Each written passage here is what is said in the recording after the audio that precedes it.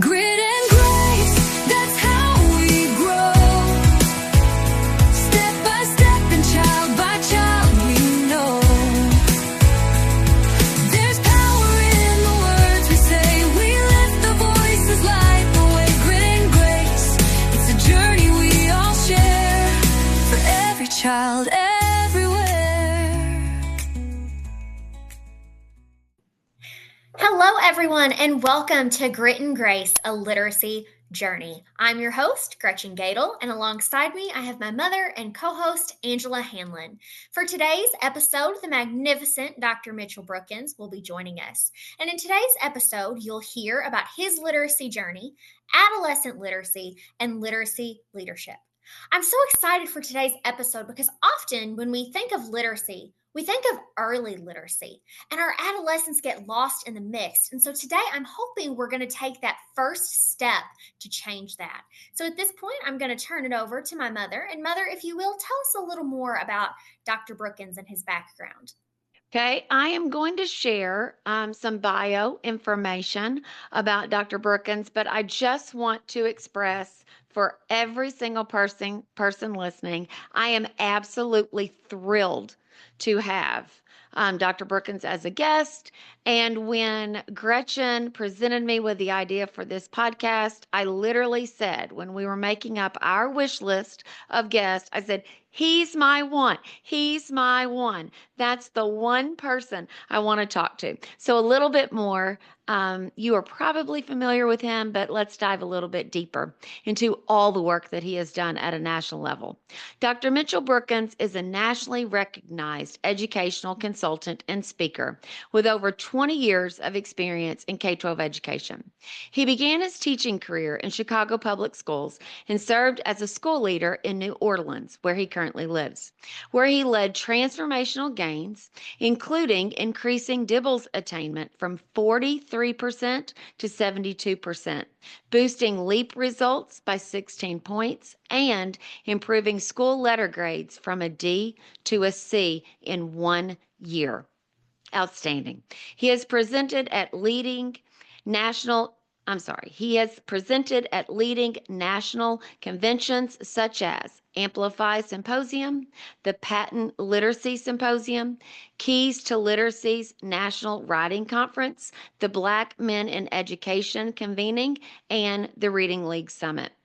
Dr. Brookins currently serves as Managing Director of the Science of Reading Network at Leading Educators, where he leads district and state level partnerships to scale evidence-based literacy instruction.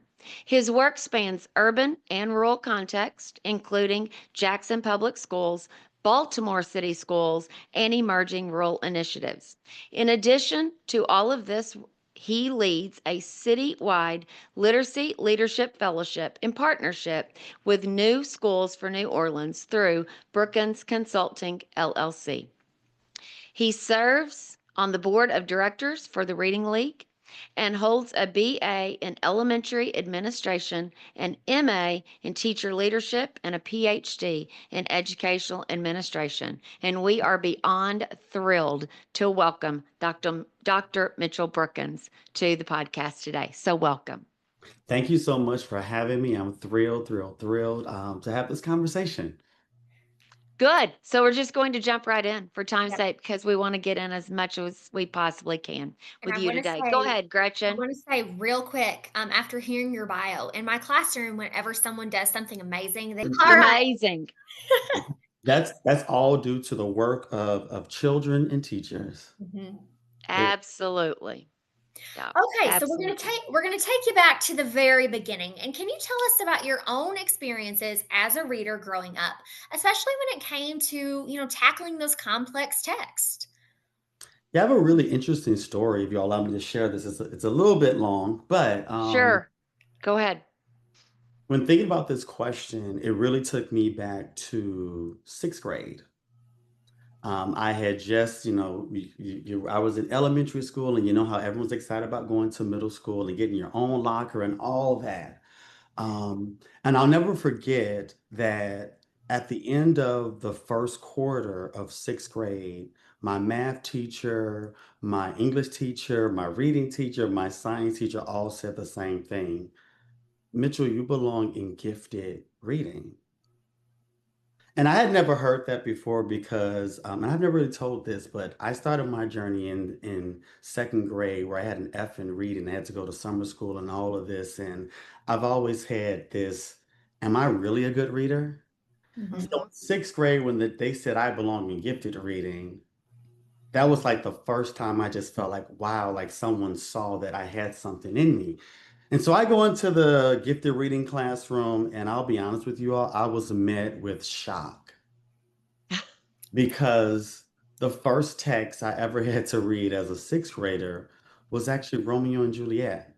Oh my God. Oh, wow. And this was gifted reading. I was told you're supposed to read all the texts we were reading were at least 2 or 3 years above our grade level, and it was Romeo and Juliet. And I was like, "Oh my goodness!" And I quickly said to myself, "I don't want to be looked at as stupid." I Mhm. was one of the only Black boys in this gifted reading class, and so I just felt like I had this pressure, like I had to perform. I share all to say to you all because I remember after school every day having that literature book and having to stop at certain points and look at my glossary and try to figure out what those words meant. I remember coming across long sentences, and I remember my seventh grade teacher, she taught us how to diagram sentences. And so I used to diagram the sentences in these novels because I wanted to figure out what these, what it meant. Mhm. I remember stopping reading Shakespeare and said, hold up, I need to read this aloud, Yeah. Yeah. right? Mm-hmm. I say all of to say, you all, I was doing all of that at home. That was not what was going on in the classroom. Mhm. Exactly. And so I just kind of figured out like, this is what you do. This is how you interact with text. And when I got to high school, it all became about writing literary essays, and you had to write about the themes of books. And so I had to learn like, oh, okay, 5 paragraph essay, you got to have a thesis, and you always have to talk about core ideas. And so, in my mind, as a young student, I realized that reading was all about you got to write about it, you got to break apart complex sentences, you got to understand the vocabulary. I got to college, and my first paper, now, throughout all of my middle school and high school, I was an A student. I got to college, and my first paper was a C. And my professor said, I didn't ask you to write about the book. I wanted to know what your thinking was about this author's work. All you are doing is summarizing and retelling Mm-hmm. and just you've identified the theme, but you haven't created an argument to prove that's the theme. And so I said, oh, so this is a new challenge for me. And so I have to have perspective and argumentative skills when it comes to writing. I share all to say with you all, I literally brought that into my first third grade classroom. Love it. I felt that as a third grade teacher, my first year of teaching, that I had to ensure that kids read challenging texts. Mhm. I had to make sure they understood the vocabulary. They wrote about it all the time. I think if you all found my students from back in the day, they would say Mr. Brookins made us write every day. So I don't that so that's how I got into like this whole complex text things because honestly, to be truthful, if I wanted to like stay in those honors classes, if I wanted to propel myself, it was predicated on my ability to navigate complex text. Mhm. I felt that Yes. it's a gift I needed to give my children and my students in my classroom. Yes. And it's huge. And I'm so glad we're addressing this topic and you're the one talking about it because, Mitchell, that's missing in classrooms Yes. today and in our instruction. That is it's missing at the middle school, high school level, but it's definitely missing in grades 3, 4, and 5. So I can't wait to hear what else you have to add. So obviously, I now feel like you are the literacy guy. That's how I'm going to refer to you as Mitchell Brookins, the literacy guy. So if you will, just kind of tell us who helped you see yourself as a literacy teacher and how did that experience, just knowing that someone saw you as a literacy teacher, how did that change the trajectory of your career path of your teaching? It was first quarter, first year of teaching, third grade. There was a district walkthrough. I don't know if people still do that, where Yes. you have Mhm. like 10 people come in the room, Yeah. watch you teach. And I'll never forget, it was the chief academic officer. She was the one who was really like known as the literacy director. And she pulled me to the side as she walked out of my classroom. She said, "You are a writing teacher."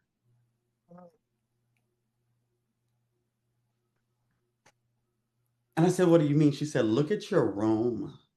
Everywhere around your room, you have student writing up. Outside in the hallway, it's always writing. Everything in your room is writing."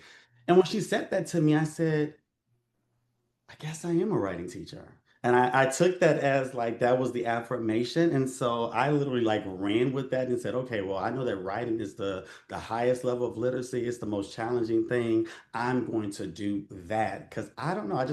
I guess all my life with literacy, I've always been dealing with challenges. So I'm like, why not let the one main thing that's the most challenging be my thing? Yes. Yes. I appreciate her doing that because she was an older, seasoned veteran educator who took a moment just to pour into me in that moment.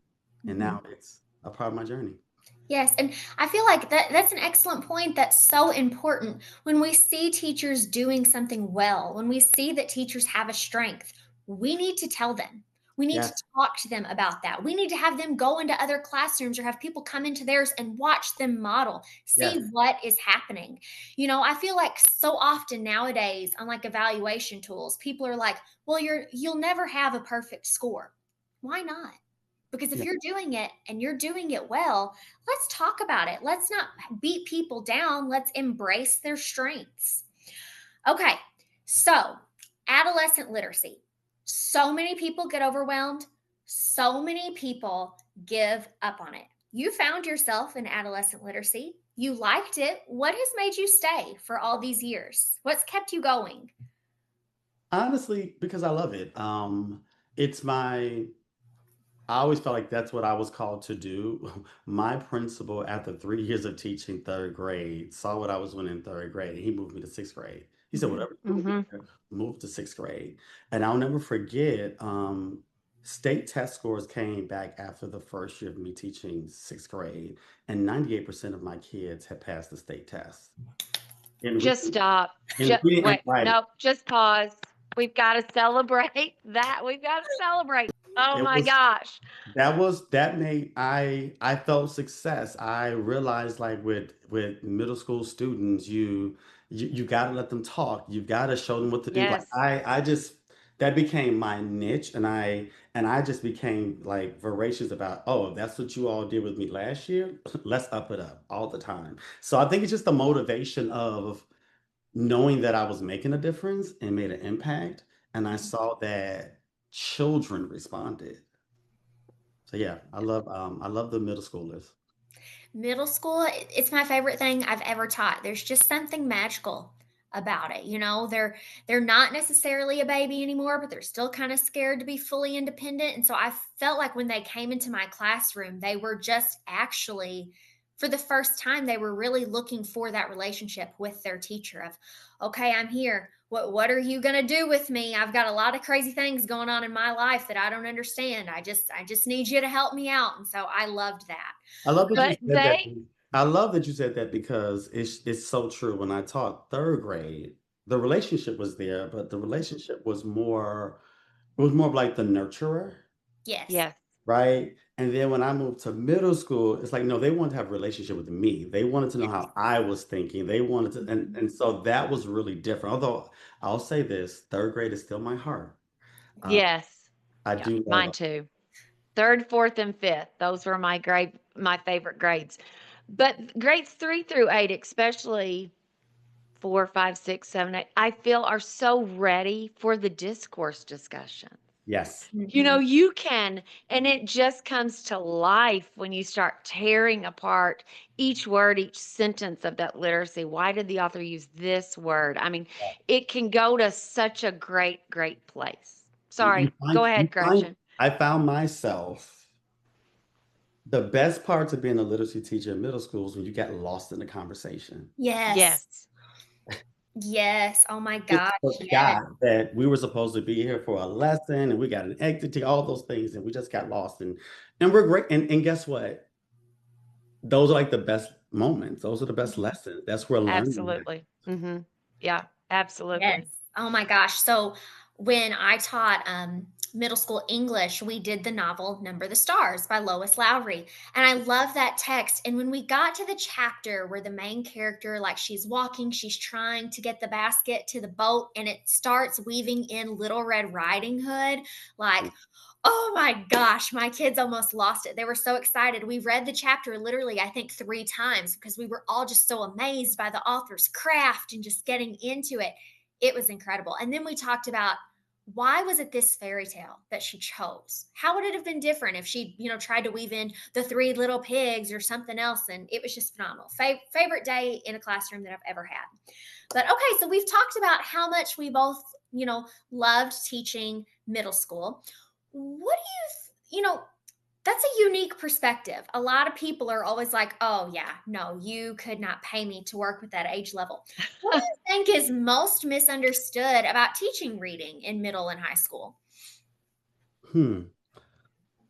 This is a big one because I would say the first thing, especially where I am now in my thinking, we've always heard the term, and you all have heard this term too, where we say, you know, we are learning to read, then reading to learn. Hmm. It's as if we have this understanding that that transition just happens automatically. Yeah. Mm-hmm.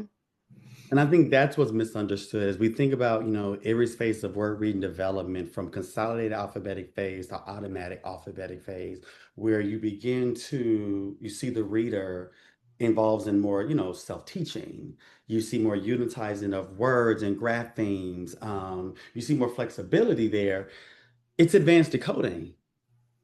And what I have started to realize, like, we don't think we need to teach that. Mm-hmm. Like you just learn phonics in first and second grade, you get it, Hmm. and then you're done. And then you're just supposed to just start reading big books. And I think that's to me, that is a gap. Even when I go back to my own teaching, I remember even as a sixth grade teacher, I said, oh, we need to have morphology. Mm-hmm. And I need to teach that every day. And I'm not seeing that presently. I don't know. It seems like we think it's not needed. Or maybe it's, I don't know, they get it by osmosis. Yes. I'm not seeing it either, and I'm not seeing it explicitly taught and explicitly planned and designing, you know, in explicit instruction, the design, the delivery, we all know that. But I'm not seeing that explicitly designed to even take the instruction to that.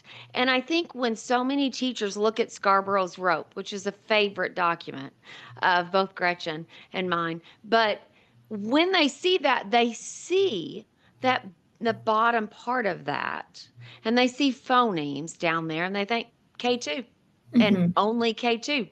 And they think if I teach above K2, I only do the upper strands there. And it's such a misconception. So Right. thank you. Thanks But for bringing that out. some people are also getting lost in the mix. And then when they're teaching these higher level grades, they only want to be focusing on the phonemic awareness, on the morphology, and then they're straying away from text. And Yeah, yeah. my greatest pet peeve, my greatest issue that I have, go back to your master schedule. How is it possible that in elementary we know these kids need 90 to 120 minutes, and then we think magically as they get older 45 to 50 is going to cut it? Yeah. And that they'll just magically take this all themselves and they'll just be able to do it And I think, without the piece of explicit instruction. Mitchell, did you want to add to that? I think and I think what's also, we have to call this out too. It's not like you just said, it's not just the curriculum gap. It is the systemic gap because when does that happen in the instruction? When do you learn systematically how to break apart longer words? Why is it that we thought that in K2 you need 30 minutes to figure out Mhm. single syllable words? Yeah. But yet when I get to middle school, oh, I don't need the 30 minutes, and the words that I'm engaging with are much more complex. It make sense because it Yes. doesn't make sense, right? So I think it's the curriculum gap. It is time, right? But even I think you called out too, Gretchen, around text. And Mhm. I'm also seeing on the flip side, if this makes sense, where I'm now going to classrooms and they're using complex text, but the conversation is still low level. Yep. Yes, It it extremely. it's still very ping pong. It's still very I answer a question, kids answer it. It doesn't sound like discourse. Mm-hmm. Right. And so I think that's another, misunderstanding that I don't know, teaching reading is about assessment versus thinking and cognitive moves and processing ideas. Like, I wonder, like, if that's another piece that we're missing in our field, that we still look at reading like it's a rudimentary mechanical experience instead of a Yes. transformative one. I agree. Yes. So let's say that, you have strong materials, you have a phenomenal curriculum. Why are we still seeing the breakdown of comprehension in these adolescent classrooms? Why is that happening?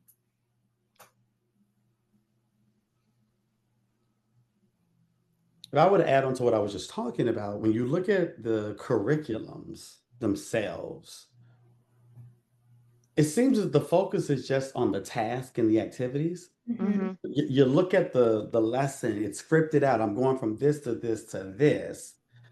But there really isn't this. Hold up for a second. What type of thinking are we doing today? What are the critical text excerpts you need to focus on today? What are the Mm-hmm. ideas you need to tease out?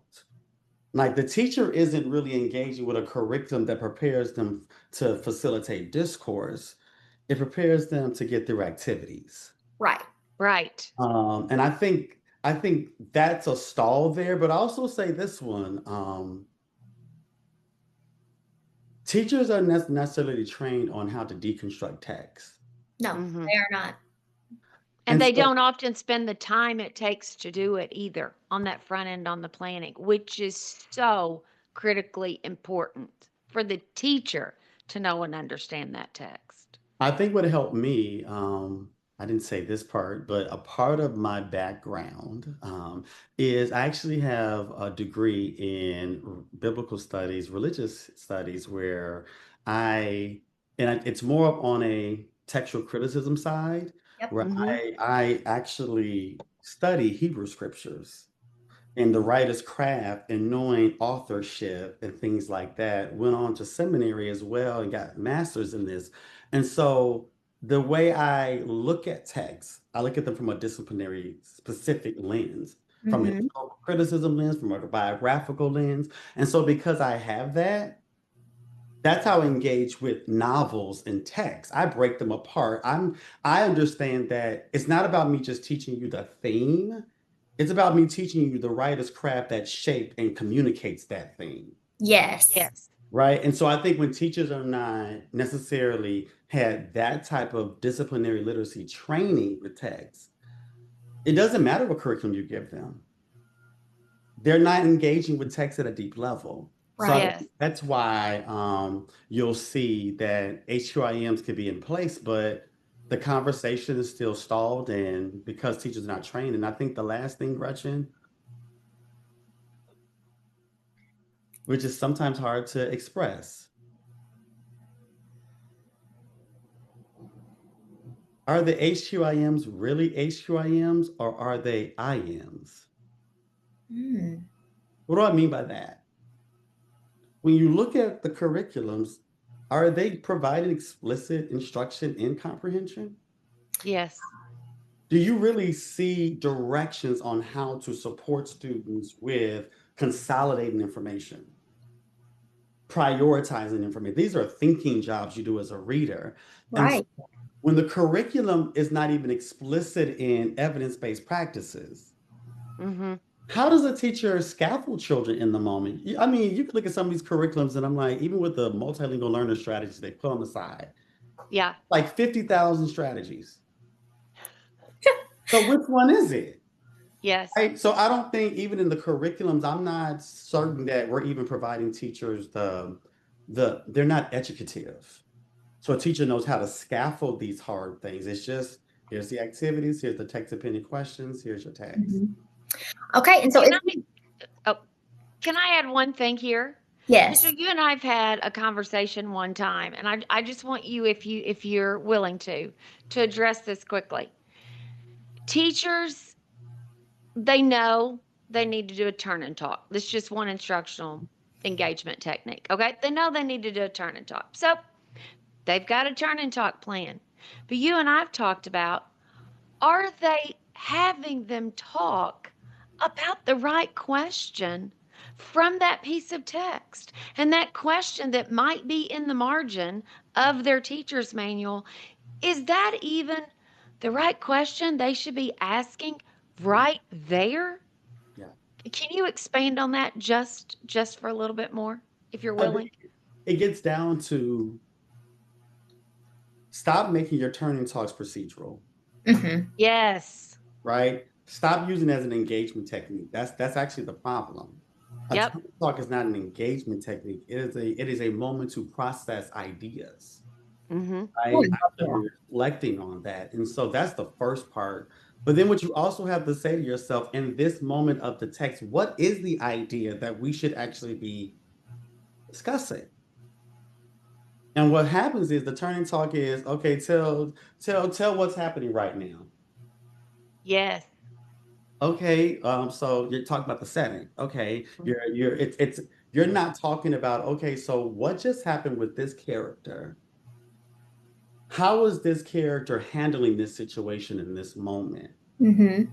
That, and then come back. So I think there's a space of we're not talking about the most crucial core ideas of the text. Right, but that leans back to when you're doing your intellectual preparation, are you identifying the core ideas? Are you identifying the type of inferencing that needs to take place? Because some inferences are local, some are global. Yep. So if I know I'm doing, if this moment in the text demands that I do a global inference, that lets me know as a teacher, hold up, a whole lot of background knowledge is going to be added here. I'm going to have to probe and prime Yes. activate the knowledge to then make the coherence. If it's local, oh, I may have to take them back to a certain sentence or a paragraph we've read to help them make that, right? Mm-hmm. Mhm. You have to know that you're actually scaffolding the thinking of children. You're trying to help them synthesize. You're not just trying to do a question and answer. Right. Yeah. I'm about to come up out of my chair right now. I'm so dang excited. Okay. Carry on. But my heart is just like about to leap right out of my chest. I love this so much. I have a quick point that I want to make as well. If we know that this isn't happening in every single classroom, that means we have teachers who were never taught this way. They never Yes. had that experience with text in their own personal classrooms when they were the student. So, how can we ask them to emulate or imitate something that they never had themselves? Well, I think that, and I agree with you. I think as a literacy leader, one thing I used to do in my grade level PLCs is we would have book talks.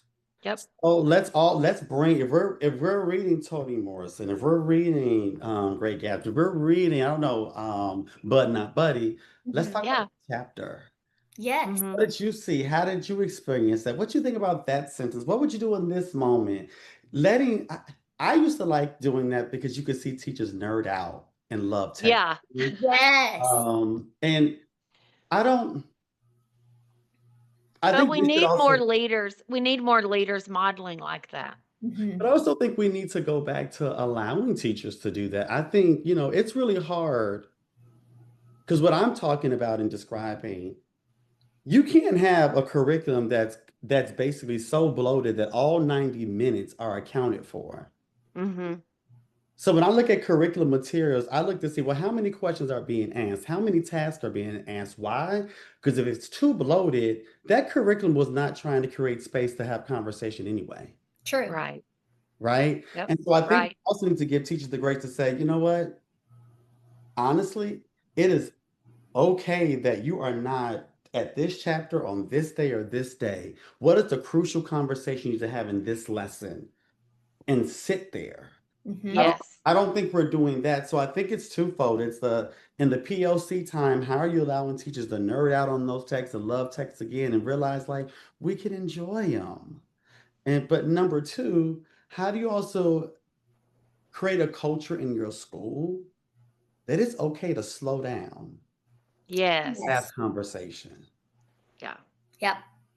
Okay, so we know that there are obviously some gaps. That's one of the reasons that we have this podcast is all means all. Closing those gaps, helping every student learn at a high level. So, what would it take to get adolescent intervention right? And what is stopping us? What is standing in the way of doing that? Hmm. I think we also, when we look at the research, it's just clear it's multi-component interventions. Mm-hmm. You also have to think first, they are adolescents. So the text demands, the task demands, and the real life demands go beyond one syllable words, Yes. right? So focusing on basic decoding with Mm-hmm. middle school and high school students, you're only going to get so far because lifting words off the page of Toni Morrison doesn't really help you as much when you're all the cultural symbolism, all those things happening, right? So I Mm-hmm. think we have to know that yes, we have to have decoding, especially advanced decoding pieces there, but we also have to mix that with comprehension strategies and be explicit about that. I know people think that's like a bad word, but I do believe that you are supposed, in every book I read, you're supposed to come to the main idea. Yes. Like if you don't get to the main idea, why are we here? Right? You should be teaching me how to analyze text structure. You should be teaching me how to stop and summarize and gist. That should be a part of that intervention. And I also think, they have to talk. If oral Yes. language is the foundation of our literacy that we know that it is, then complex texts require that you have to talk about them. And then I would add the other piece, writing, Mm-hmm. right? It's now saying we broke apart the words, we've summarized, we've got the critical ideas. Now let's use writing to help you deepen your understanding of those ideas. Yes. Right? Yes. And that's the difference. I'm not saying use writing to assess your understanding. I'm using writing to consolidate it. Mm-hmm. Or Right? even to work it out, to process your thinking. Yep. So I call it the combo effect. And when you see the combo effect, that's where we see children actually making those leaps and bounds. Even we did an intervention here with one of the schools here in New Orleans with our sixth graders, and we did this multi-component intervention, and we did see we're talking a hundred point jump in Lexile scores in kids Wow. within that year. Wow. And so that's important. And guess what? It wasn't due to us using easy text. Mm-hmm. We actually used text that we had to build muscle. Mm-hmm. So I know. once you give kids a little bit of weight, they can grow a bicep, Right. Yep. right? So I have a question for you because you've talked so much about the complexity of text and you've mentioned a lot about books. You know, so many people they feel like they have to stick to that traditional, literature anthology, that textbook, and it's just those quick pieces of text that don't always have the meat and potatoes. They don't always have those good, rich conversations that just naturally arise. So, where do you think novels belong in the classroom? Want to hear my bias? Yes, That I is do. that's my bias. Um, I really do believe that there should be a variety of texts, but I believe novels are great as the mentor text, the main text. Me too. Yes. Yep. And as we go through, and I call it going through the arc of a book, Yep. Mhm. both those different aspects. So like now you're in this middle section of the book. I like to couple that with poetry, bring in nonfiction articles that support the conceptual build. Mhm. So I do Yes. believe that novels have their place. I just I know people would disagree with me on this, but I don't see how you're prepared for college if you cannot read an extended text. Yes. So I don't Amen. see that how that's possible. So I don't see why it's not there. But here's the piece I will say that's very hard.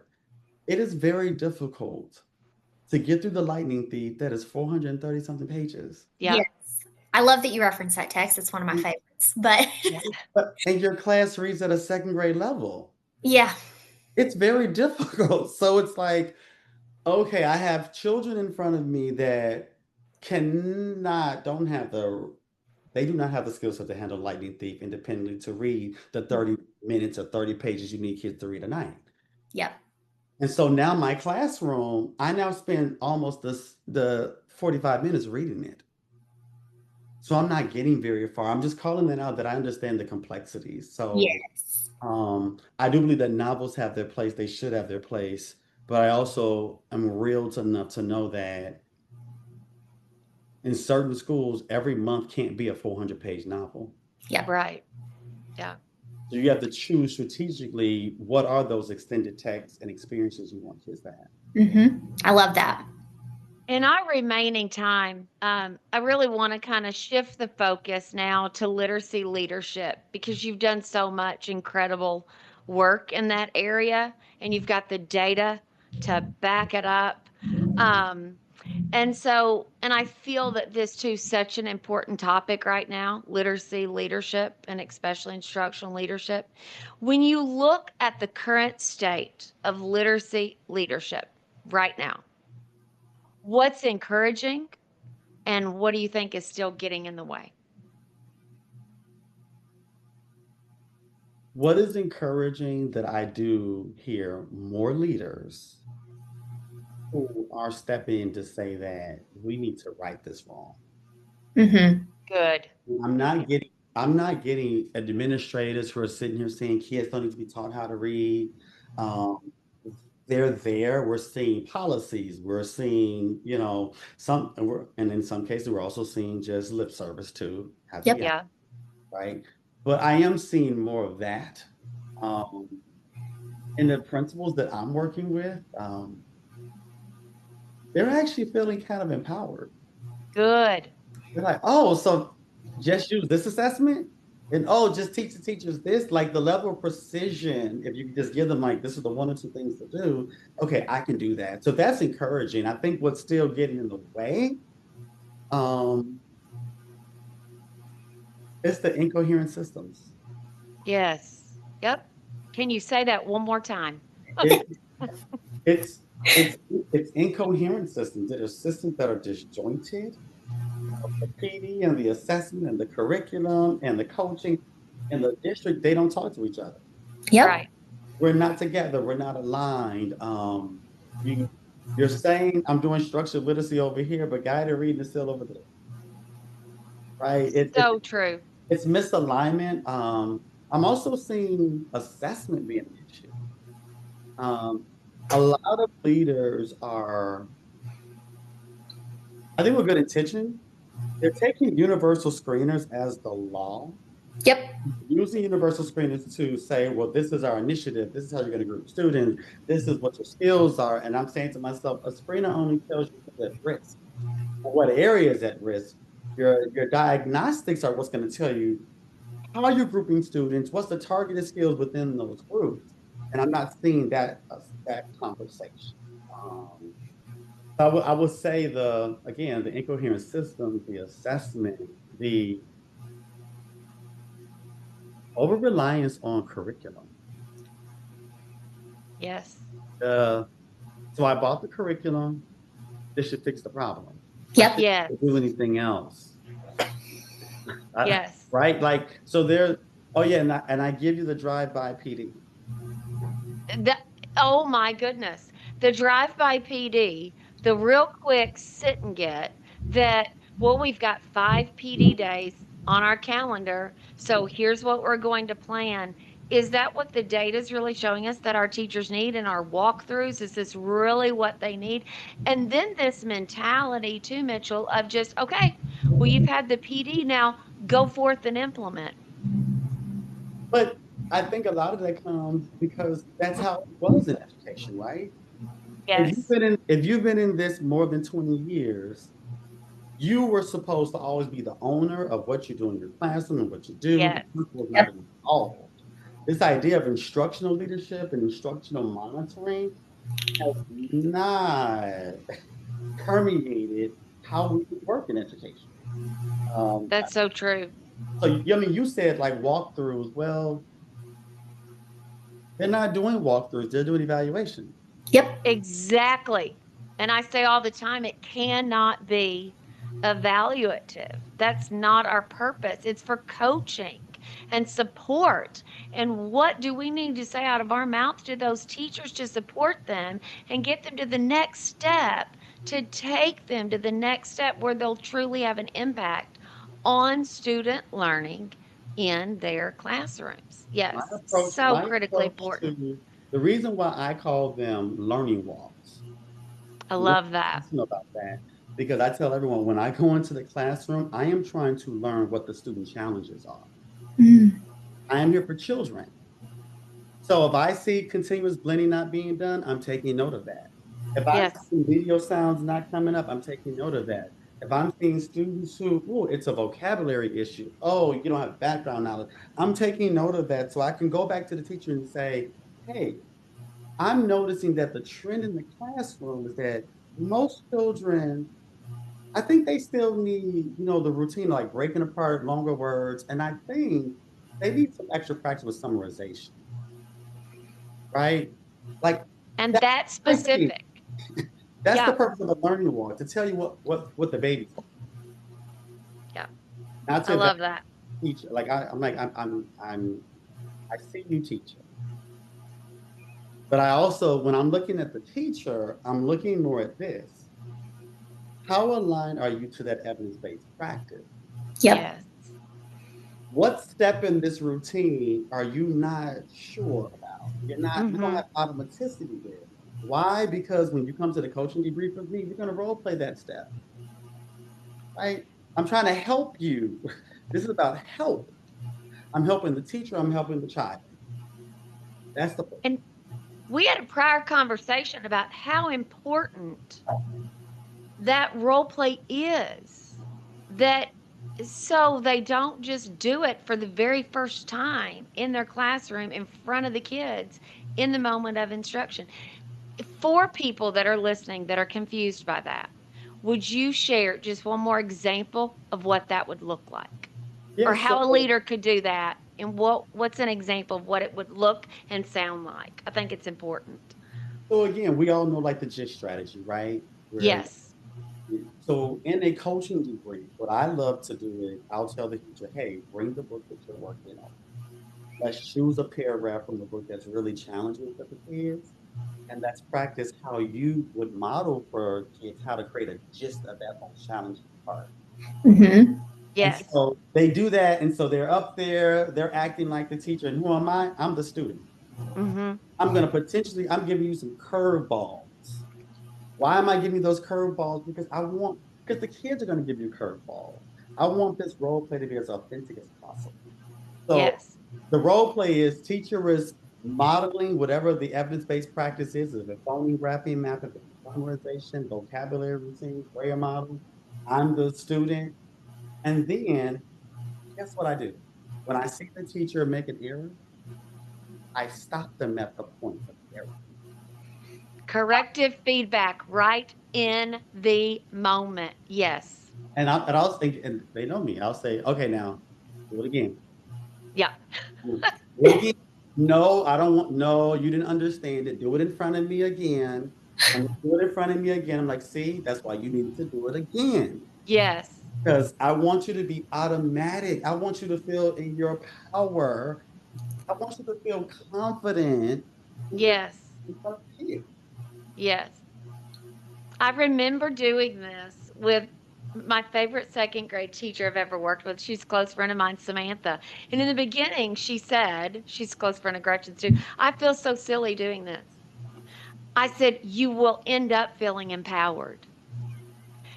If we go through this, you will end up, and it's going to make the delivery when you stand in front of your students, it's going to be so much easier and you're going to feel empowered. And she began to see it that way and then would see it as that was, oh my goodness, that was so beneficial. Doing that with you and getting that feedback right there in the moment. So then I am empowered to stand up in front of the kids and do it. That's a beautiful example. You know, I used to do it, and what I loved about this, I get it now too, Dr. Brookins. And I role play with you? Yeah, we can role play. Yes. Because people begin to realize like it's a help. You make it Hmm. better. So coaching should feel like I leave my debrief better. Yes. Yes. And with a plan. I keep saying to leaders, with a plan. Teachers need to leave these sessions with a plan for what to go straight back into their classroom and do to be Did you hear what I empowered said? for I their love students. that. Just have to stamp that you said, give them a plan what to do. Yes, what to do. Not tell them Not what to do, but give them how, what you'll say out of your mouth to your students' ears to get this to happen. That's the type of Yes, that is the type of PD that teachers like. That is actually the type of PD that we're seeing in implementation science now that shows that, oh, that's what works.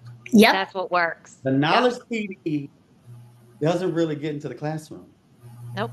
So if you're sitting It in doesn't carry over.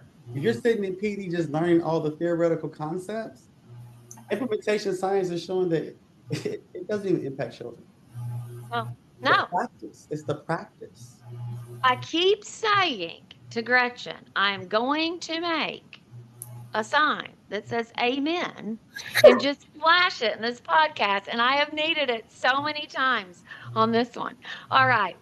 Um, now I want to go to what would it look like? Because you and I have talked about just our literally, I'll try not to get emotional on this, our dream of what schools can look like, what they can feel like for not only the students, but also for the teachers. But what would it look like if school leaders were truly supporting literacy, not just administering it, Hmm. truly supporting it and not just administering it in their schools? What we actually just described to you all. We did. Yep. It is the leader who can say, I see the trend in what our babies need. Yes. I see what evidence-based practice we can use. And teacher, I'm going to create an experience where you can learn that practice. And I'm going to watch you as you do that practice. And as you do it well, I'm going to be your cheerleader. But then as you have some mistakes, I'm going to be your coach. Hmm. Yes. Right. And in the end of the day, we're both going to get a victory story because it's going to impact children. And Yes. because at the end of this cycle, I'm going to bring you back and we're going to look at student work sample. And we're going to see how it's impacting our kids because I'm going to let you know that everything that we do is in service of them. So it really is if you're going to be the leader who really is living and supporting literacy, you build a coherent professional learning system around. Hmm. Hmm. Yeah. Yeah. I got emotional on that one. I apologize a bit. Got to get my tears in line, but yes. All right. Why do you think leaders are so overwhelmed right now? Because I'm seeing that they are. And what would it take to simplify the work without sacrificing the quality of the work? That's a loaded question, I know, if Yep. you want to break it down. I'm really grateful for this question because I don't think we talk about this enough too. We talk a lot about teacher efficacy. Hmm. Yes. We Yep. don't talk about leader efficacy. We don't talk about that. It's not just the teachers who are stressed. The leaders are stressed, and leaders are actually leaving in groves as well. They are. They're They're overwhelmed and burdened. Yep. they're overwhelmed because it is so much to do. I don't think we really realize that. I think sometimes, and I'm not bashing teachers, but when all you are thinking about is your one classroom, Mhm. you have a different experience in that school. I know what it feels like to have the 20 classrooms that are going on and the parent that's upset. And there's the rules have to be done. And then you've got lunch duty over here because people are not here today. And then you're the one who actually isn't subbing in the classroom. I know what Yes. it Yep. is. It's not it is so much going on that we're not even giving leaders a moment to breathe. Mhm. There's no de-implementation. So I feel like they are overwhelmed because nothing is taken off of their plate, right? So, so true. Um, Yes. but they also don't get what teachers need too. Like they're not getting direction. Right. They're not like, okay, Exactly. this They is the aren't. one No. thing. It's the one thing you need to focus on. So like, let's get our assessments right. Mm-hmm. Let's get you into classrooms once a month. If that's the start, right? Yeah. You go to all, you've got 7 to 10 classes, you go through once a month. They're the ones that give you a mental model of your school. You know, Mm-hmm. let's ensure that you have a leadership team Yes. that can support you because many hands make like the work. Amen. Right? You got to understand that you can't do all this by yourself. And I don't, I think we don't realize leaders are under pressure that like they have to be one. The one and only one. Patty Montgomery and I write about that, and it's possible where you can't do this work that we're describing, literacy transformation, you can't do that all by yourself as one person. And the power of the teams, I remember setting that up as a first year principal, working with Patty with Schools Cubed and really setting up that school leadership team. And I remember the day of calling her and saying, this is by far not only my favorite thing I've ever done as a leader, it's been my most empowering thing that I have set up because, and I told her, I feel like the weight of this has been lifted off of me because it's not just me saying it. It's not just me leading it. Because even if I am one person and I've got a sense of urgency and I'm trying to do this, we can't do it by ourselves and it takes a team of people and two, the beauty of that is then it grows that team.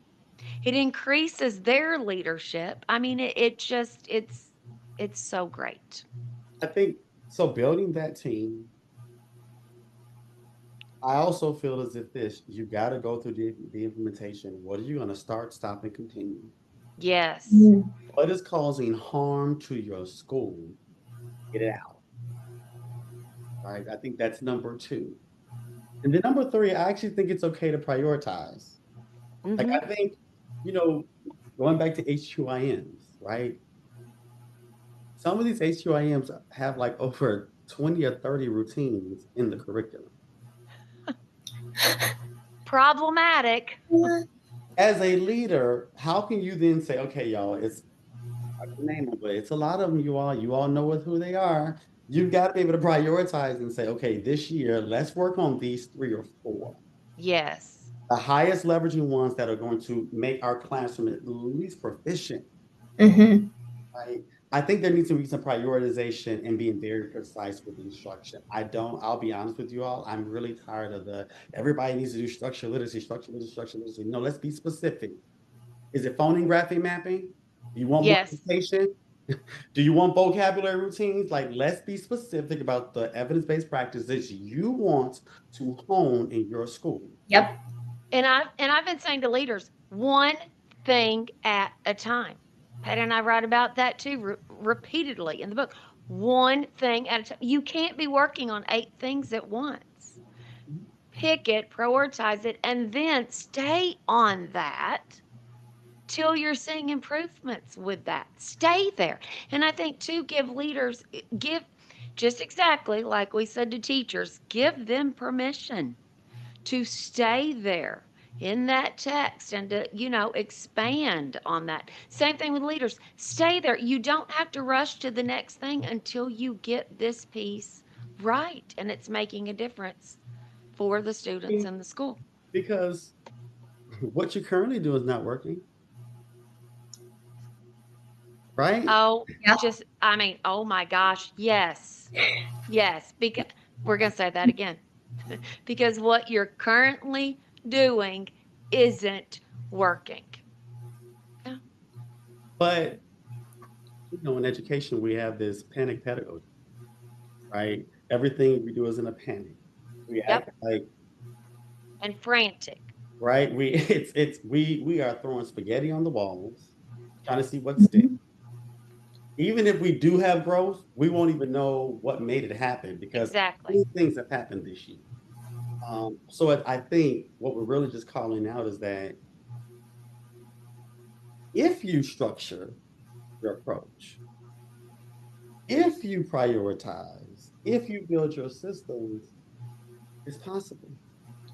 Yes, it is. It's possible. And I Yep. think, when I wanted to go there because the reason why I may be overwhelmed because I don't believe it. Say that again. Your The, sound cut out just a little bit.